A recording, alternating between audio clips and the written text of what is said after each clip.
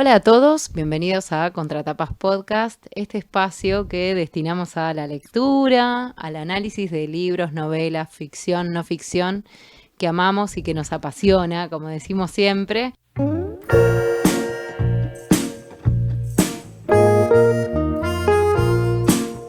Mi nombre es Florencia Puddington y me acompaña por fin de manera presencial, acá al lado mío está... Yami Zuluaga, a todos muy buenas, bienvenidos a este nuevo episodio, sobre todo a esta nueva temporada, digamos, Sí. Contratapas 2021. Y bueno, Flor, es verdad, primera vez que grabamos otra vez juntos, una cuestión que se valora mucho porque bueno, nos vemos las caras y vemos cuando yo digo algo terrible, veo tu cara y digo, rápidamente cerramos el comentario. Sí, me pasa lo mismo también. Hubo intentos frustrados antes, así que esto tiene como mucho valor que lo hayamos logrado, que estemos acá grabándolo después de tantos intentos que no Sí, se Contratapas, cumplieron. un espacio de sangre, de lágrimas, Sí, de sufrimiento. sufrimiento. Pero bueno, arrancamos un nuevo año, una nueva temporada, un montón de libros. El verano, ¿cómo estuvo? Yo la verdad leo más que nunca, Sí. devoro los libros.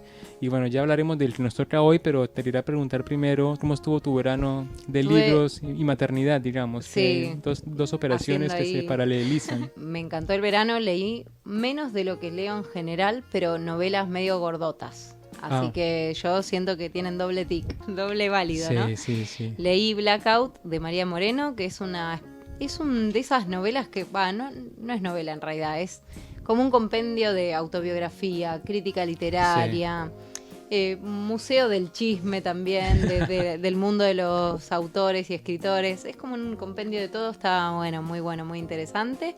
Y después, bueno, arrancamos con uno de los libros que tenemos destinados. Para este primer programa de la primera temporada, porque arrancamos con un ciclo temático que es muy común en la literatura y es la figura del padre, ¿no? Hablar, porque sabemos que todo escritor en algún momento tiene la tentación, si bien no lo puede llevar a cabo, sí, es muy tentador hablar del padre, hablar de la madre.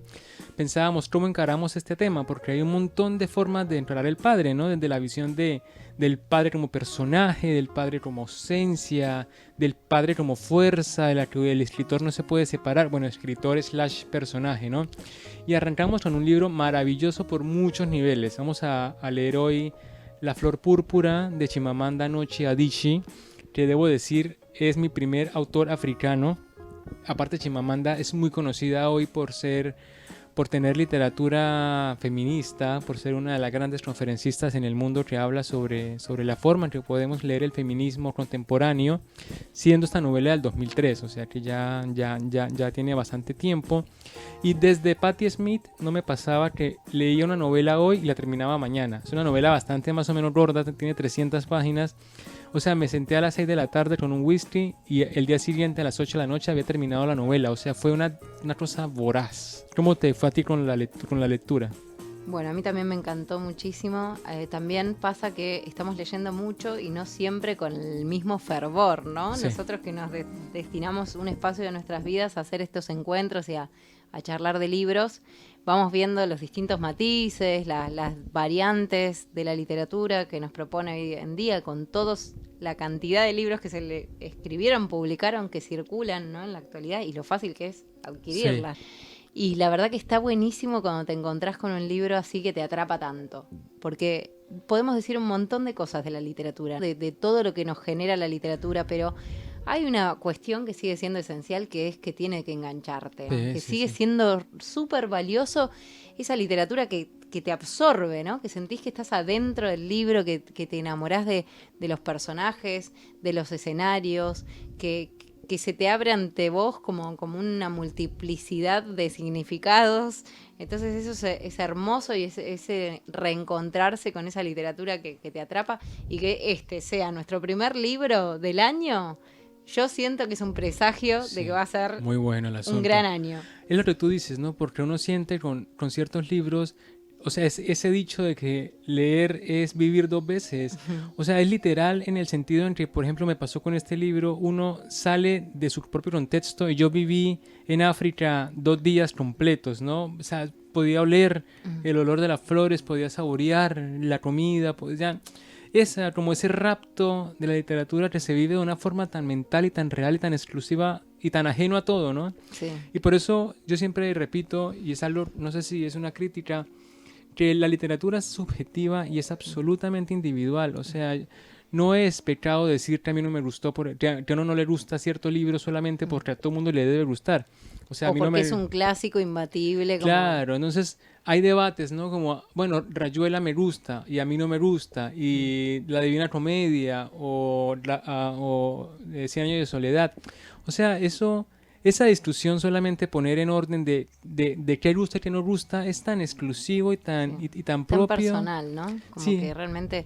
Pero bueno, cuando se da esa comunión con que nos ¡Oh, viene bien el tema aleluya! religioso, nos viene bien para la temática de este libro, pero cuando se da ese momento, es una sensación hermosa y creo que es lo que nos impulsa a seguir leyendo, a seguir buscando esa Sí. experiencia.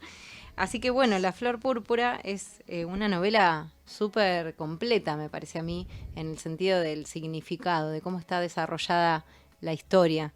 ¿Te parece arrancar? Sí, vamos entonces a leer el principio de La Flor Púrpura de Chimamanda Ngozi aquí en Contratapas Podcast.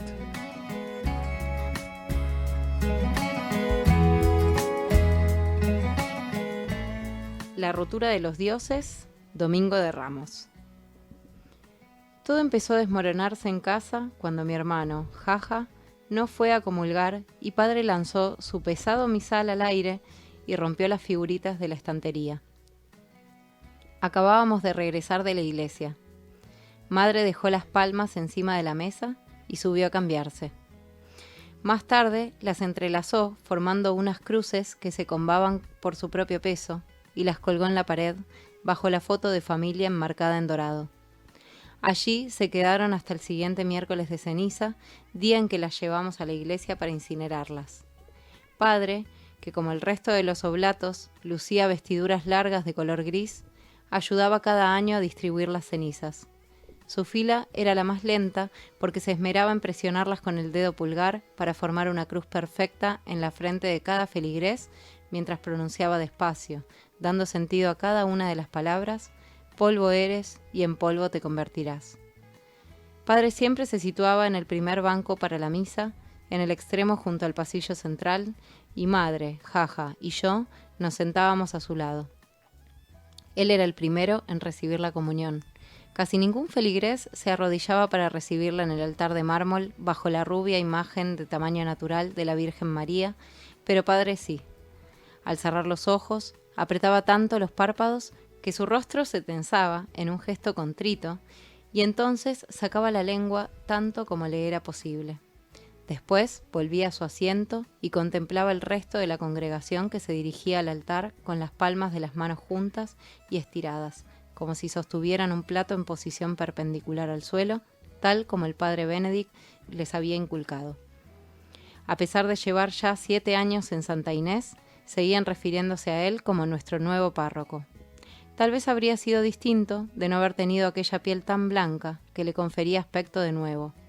El color de su rostro, de un tono entre la leche condensada y la pulpa de guanábana, no se había oscurecido en absoluto a pesar del intenso calor de los 7 harmatanes que había pasado en Nigeria, y su nariz británica seguía siendo tan estrecha como siempre, aquella nariz que me hizo temer que no fuera capaz de aspirar suficiente aire el día en que llegó a Enugu.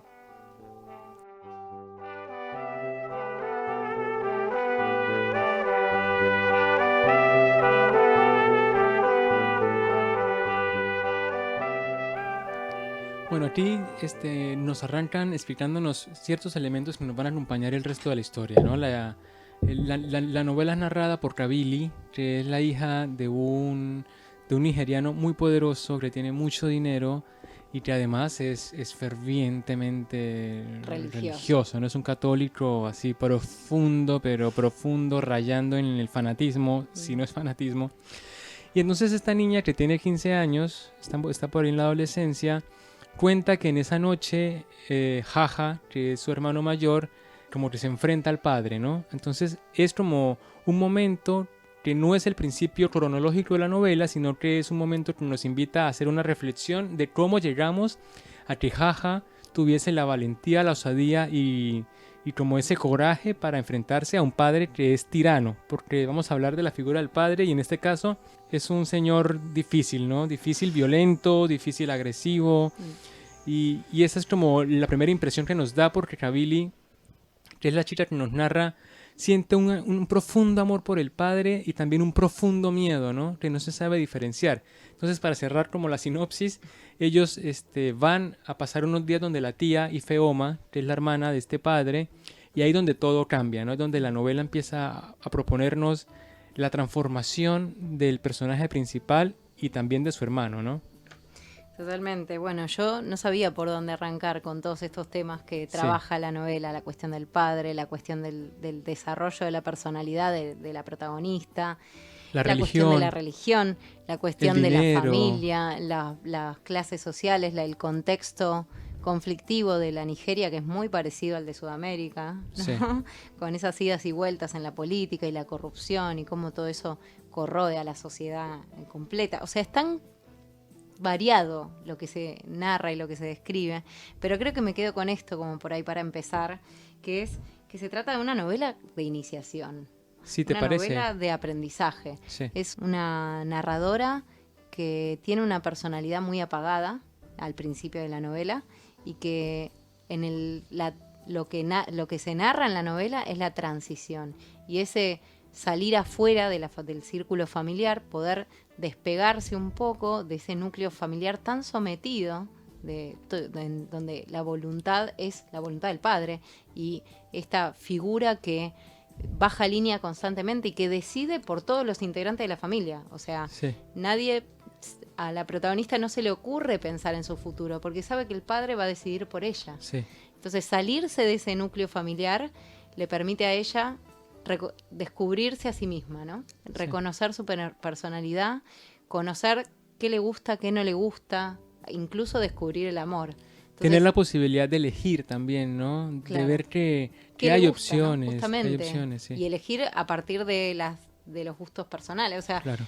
cosas que realmente las tenía totalmente inhibidas, hasta, o no sé si bloqueadas, digamos, hasta que llega la posibilidad y hasta que se abre esa puerta que para ella es la entrada en su vida de la tía Ifeoma, que es quien de algún modo percibe, no sabe hasta qué punto, pero percibe que hay algo que está fallando en esa familia tan arraigada, no sé cómo decirlo, pero tan dominada por el padre, por las Exacto. decisiones del padre, ¿no? Sí. Sí, hay algo muy, muy bonito y es que desde el principio uno se da cuenta, bueno, que también tuvimos nosotros mientras leíamos la novela, pero ¿cómo pasa esto? ¿Pero qué no puede ser?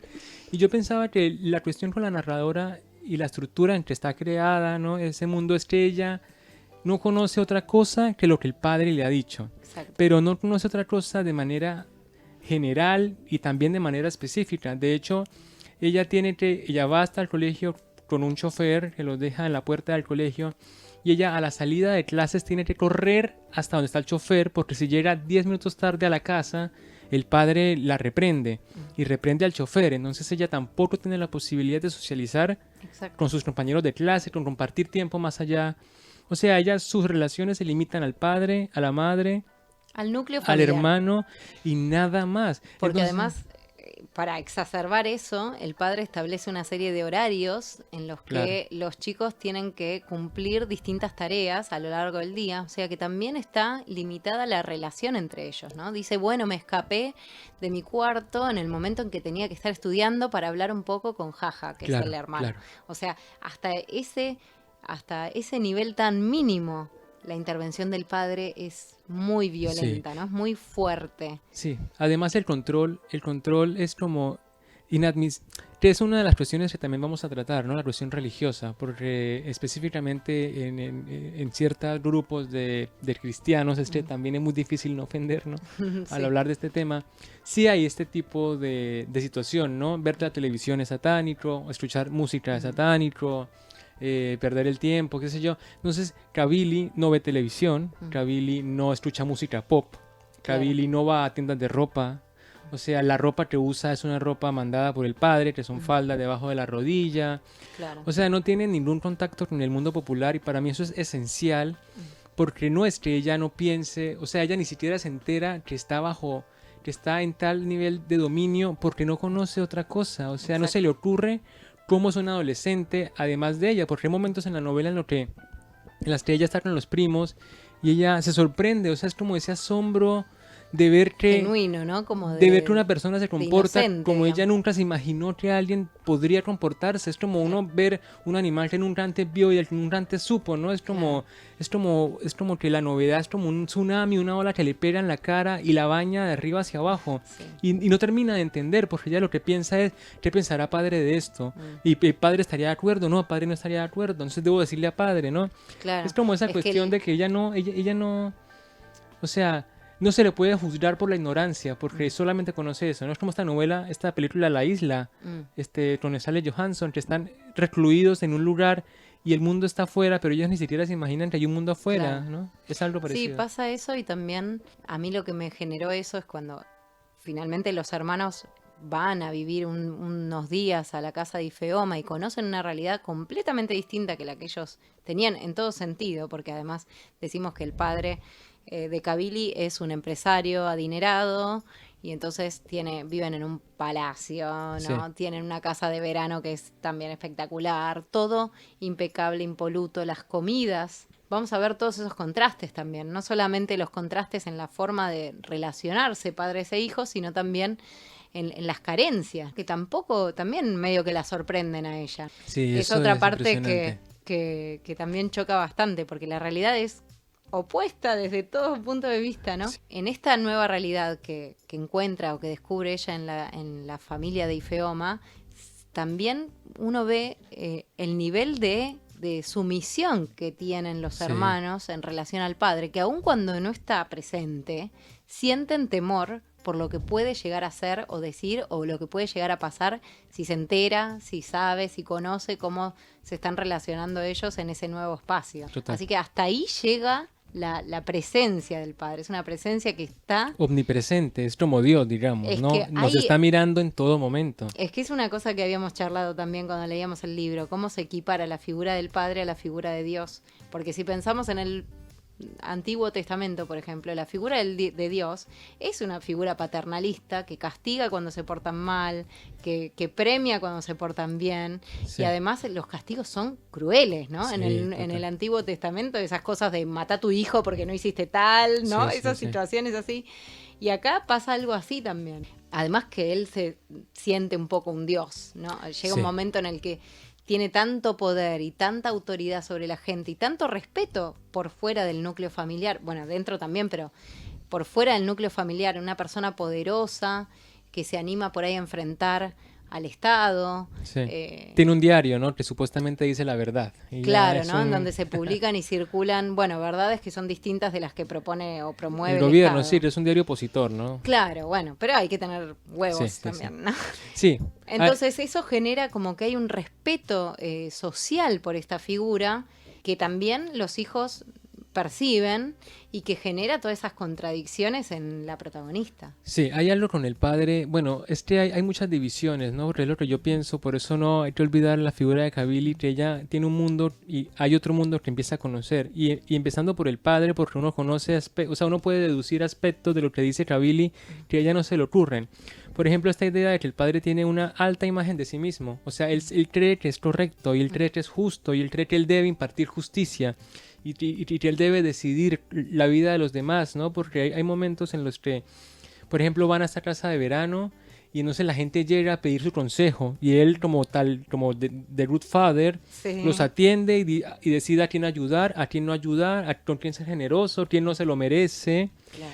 Y eso lo hace, como tú decías, una persona admirada, pero por dentro de la casa cura los castigos, o sea, como, ¿cómo se llama cuando uno va al confesionario y a uno ¿Pecados? lo... No, cuando a uno Ah, lo exoneran, como, sí, bueno, hay una palabra, en fin, para esto.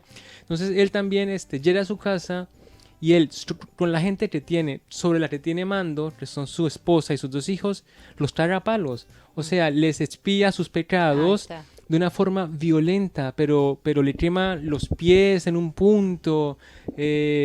A la madre se la pasa en el hospital yendo y viniendo con las golpizas.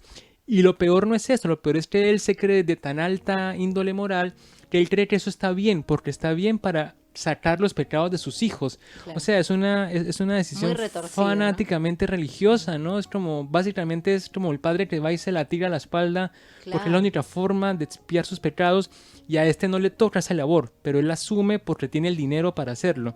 Porque hay un punto en que se dice, ¿no? Que la gente va es porque tiene plata, porque la gente va a sus fiestas porque sale con comida. Claro. Y la gente cuando él hace reuniones se esconde las cosas o sea, la comida en el bolso. O sea, por supuesto, la gente va porque le conviene, Exacto. pero él como con la gente no puede ejercer tal nivel de control con sus hijos es la violencia, ¿no? Que no puede aplicarle a un externo. Que además se da una cuestión de una contradicción, incluso al nivel religioso, porque la religión cristiana o católica también habla de disculpar las ofensas, de ser humilde, y son todas, incluso creo yo que está en contra de la violencia física también.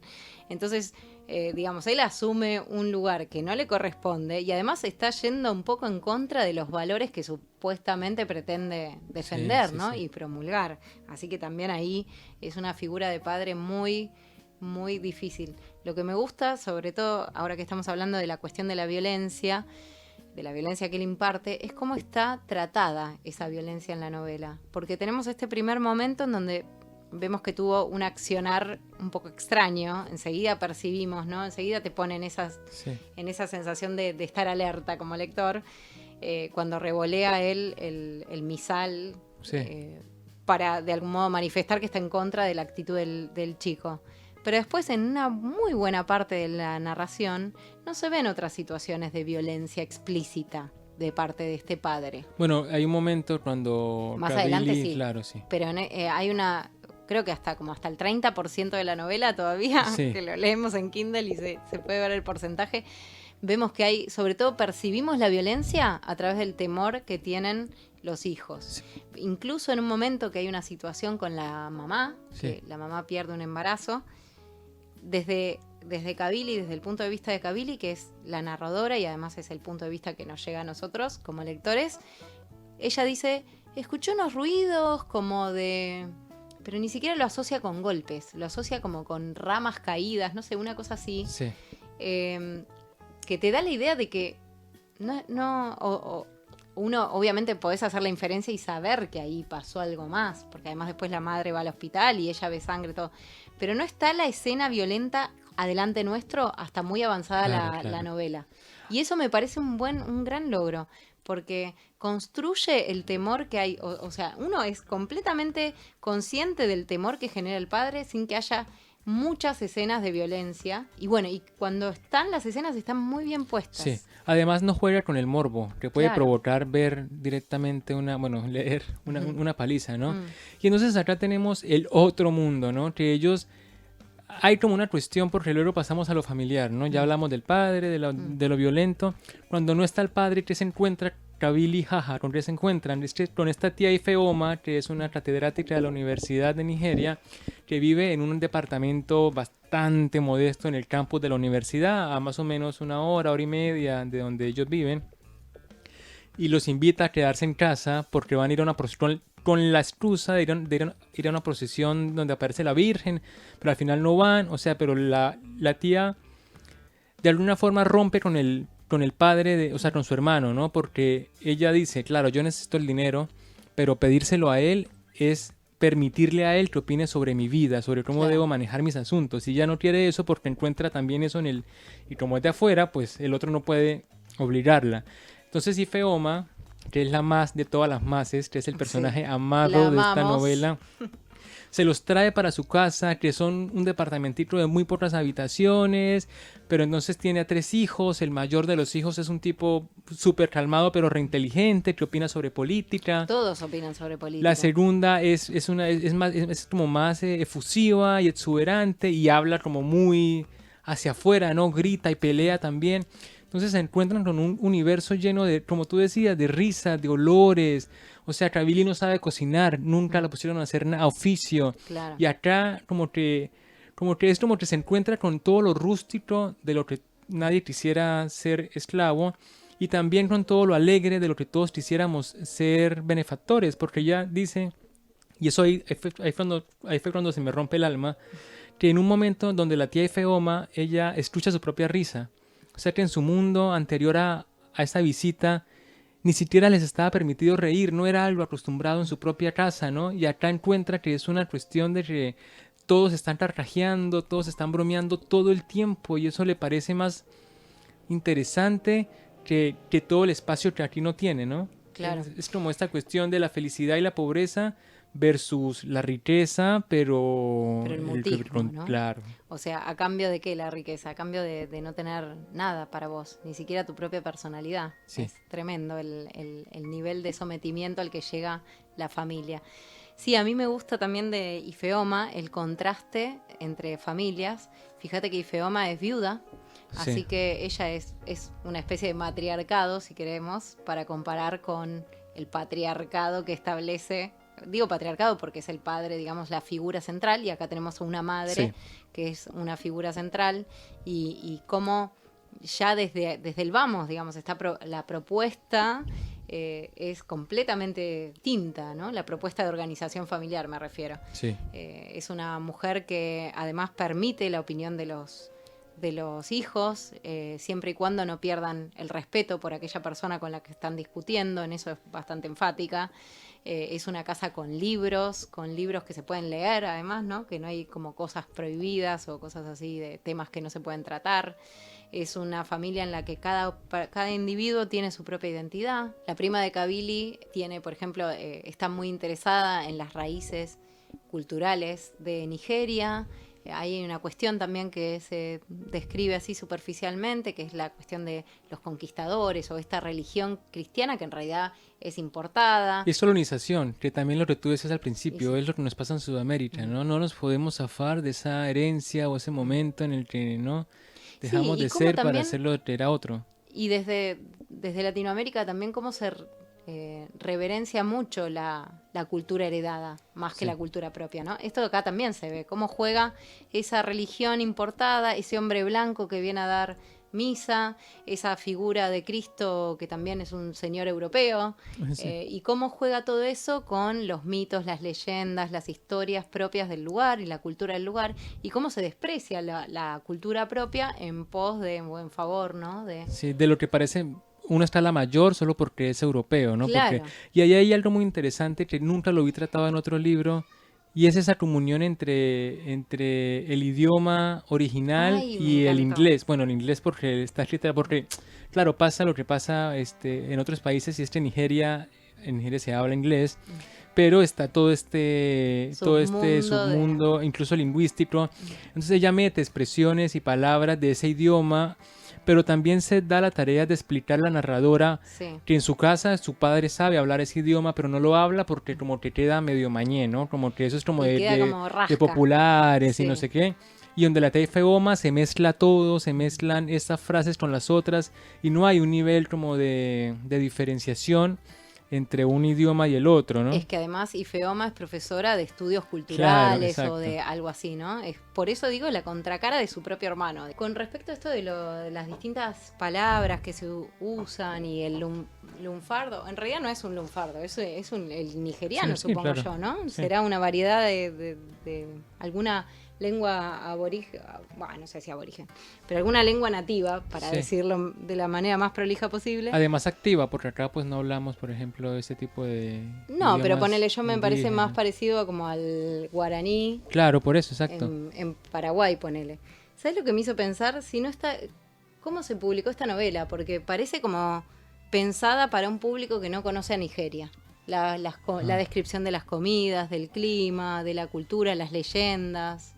Sí, yo creo que es como parte de, no tanto pensada como para quien no conoce, sino utilizando esos elementos para hacerlo atractivo, para hacerlo más identitario. Claro. Porque ves, por ejemplo, también encontramos las arepas en Rosaura Rodríguez, claro, en Latinoamérica, acá también se habla de los gauchos. Es como el gancho que diferencia a la novela de otras partes, o sea, es occidental en cuanto a los temas tratados son bastante abarcativos, el amor, la religión, pero tiene esos colores que son muy propios, no sé, ya uno identifica, ¿no? O sea, esto es lo diferente, ¿no? Esto es lo original en un aspecto que nosotros no conocemos porque acá no nos llega tanto esa literatura. Está bien, pero pienso para el público nigeriano hay un montón de cosas que no hace falta explicarlas y ella las explica, ¿no? En Bueno, ese sentido sí, me eso puede parece ser, que sí. quizás. Bueno, y después, otro elemento que me gustó muchísimo de la novela, relacionado un poco con esto nigeriano, con esta esencia nigeriana que tiene, que para mí fue un descubrimiento, porque yo no conocía nada de la cultura africana, ni menos de Nigeria en particular, que es todas las referencias que tenemos a los elementos naturales.